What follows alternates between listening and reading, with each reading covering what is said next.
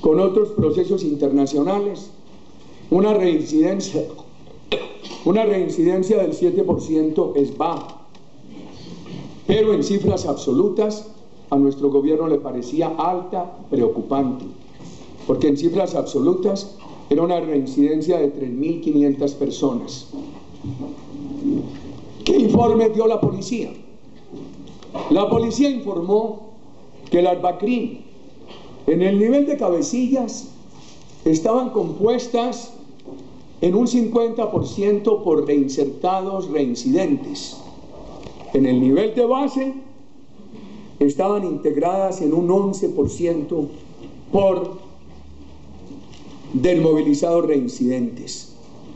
Entonces, lo que demuestra el fenómeno, las cifras, es que ha venido sucediendo un fenómeno de debilidad de la seguridad democrática que ha permitido que BACRIM y guerrillas aumenten su capacidad de reclutar jóvenes colombianos, capacidad que habían venido perdiendo en nuestro gobierno. Y el gobierno dijo acertadamente que las BACRIM no eran parte del conflicto. Eso no fue lo equivocado. Lo equivocado fue darle legitimidad de parte del conflicto a las guerrillas. Y lo equivocado fue decir, a las guerrillas se les puede enfrentar con toda la iniciativa contundente, a las BACRIM no. Y eso fue lo que se nos dijo equivocadamente, y además nos engañaron. Porque lo que se demostró es que se perdió la voluntad de enfrentar contundentemente a ambos grupos terroristas, a las BACRIM y a las guerrillas. Y hemos llegado a este resultado de empeoramiento de una seguridad que venía mejorando en Colombia. ¿Qué negociar? Por ejemplo, en El Salvador se negoció una apertura democrática. ¿En qué estado estaba la guerrilla salvadoreña? Estaba en un punto militar muerto. ¿En qué estado estaba la guerrilla colombiana hace 2 años? En una tendencia radical de debilitamiento. ¿En qué estado está hoy? Recrudecida. Es la gran diferencia con lo que ocurrió en El Salvador. Segundo, la guerrilla de El Salvador recibía donaciones de Europa Occidental.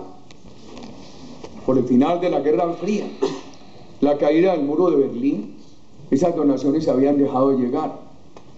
La guerrilla tenía una escasez de dinero que la obligaba a negociar. Aquí no. Este es el mayor cartel de la droga del mundo. Tercero, los países centroamericanos tenían fenómenos dictatoriales que en muchas partes explicaban la insurgencia, y entonces ameritaron que el gobierno se diera en una apertura democrática. En Colombia se han dado las aperturas. Esta es una democracia respetable. Cuando yo era estudiante universitario, las guerrillas enviaban a nuestra universidad unos comunicados en los cuales decían que el día que Colombia ampliara la democracia a la elección popular de alcaldes y de gobernadores, ese día ellos dejarían las armas. Incumplieron. Se adoptó esa apertura democrática y ellos se convirtieron en los factores asesinos y extorsionantes de las autoridades locales. Más adelante dijeron que el día que el Estado colombiano desmontara el paramilitarismo negociarían. Nuestro gobierno lo desmontó. Recuperó dos monopolios que había perdido el Estado colombiano. El monopolio del combate a las organizaciones criminales, porque todos sabemos que la palabra paramilitar nació en Colombia, para calificar organizaciones criminales privadas que habían nacido con el propósito de combatir a la guerrilla. Nuestro gobierno recupera el monopolio del Estado y recupera otro monopolio que se había perdido, el de la justicia.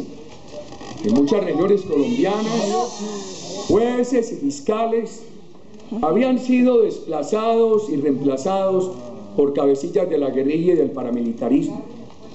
Nuestro gobierno recuperó esos monopolios que se habían perdido. Sin embargo, la guerrilla que había anunciado que en el momento en que se recuperaran esos monopolios dejaría las armas, lo que hizo fue agudizar, aumentar sus acciones terroristas.